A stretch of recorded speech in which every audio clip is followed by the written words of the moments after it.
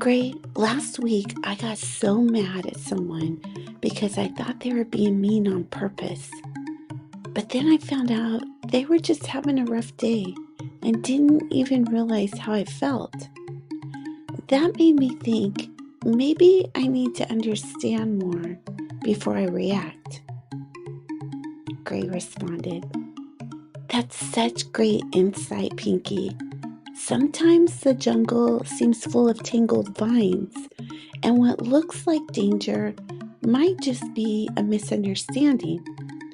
Today's safari is all about learning how to set healthy boundaries and broaden our perspective so we can protect our hearts while staying open to others." Pinky asks, "Gray, is it okay to set boundaries when I'm angry?" Gray responds, "Absolutely. Anger can be a signal that something needs attention. But boundaries aren't about shutting people out. They're about letting others know what helps us feel safe, respected, and valued." Pinky asks, "So it's like marking a safe spot in the jungle?"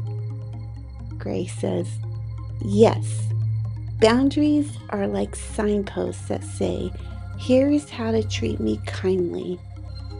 They can sound like, 'I feel when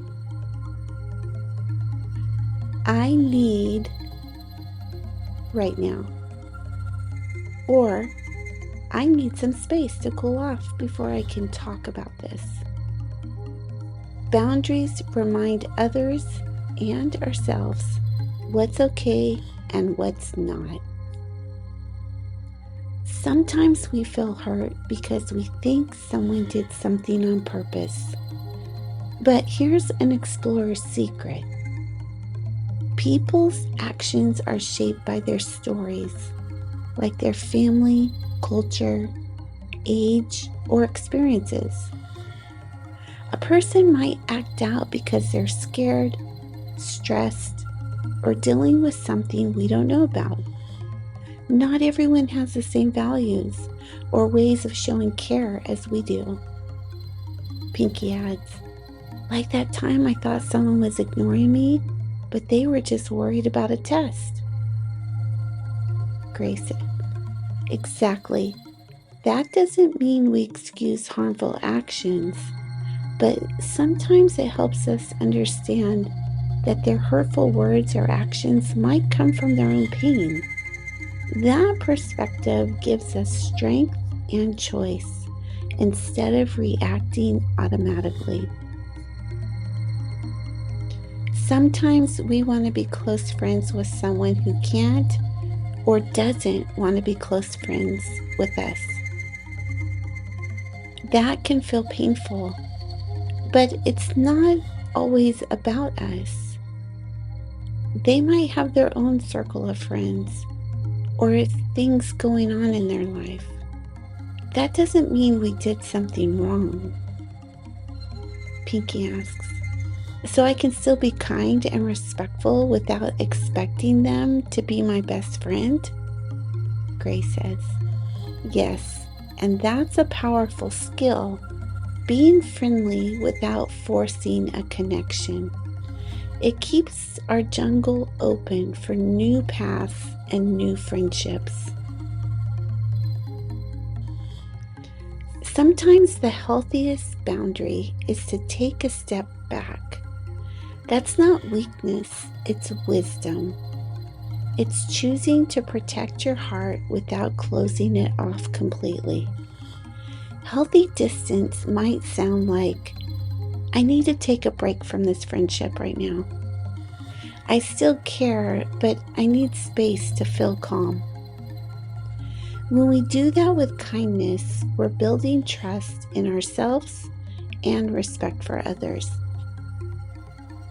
Every time anger shows up, try this. Inhale slowly and say, "I notice my anger." Exhale slowly and say, "I choose my response." This is called a compassionate pause. It helps your brain slow down and choose wisely. That's neuroplasticity, growing stronger, healthier jungle paths. Think about a time you felt hurt or left out. What value was trying to protect you? Fairness, kindness, respect? Could you see the situation differently now that we've explored more?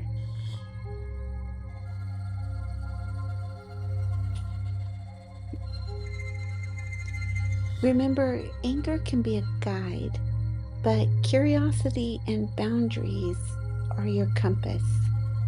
When you set boundaries with kindness and see beyond the surface, you're growing a jungle brain that's brave and wise. Pinky asks, ready for our explorer's mantra? Say it with us. I pause, I breathe, I protect and respect.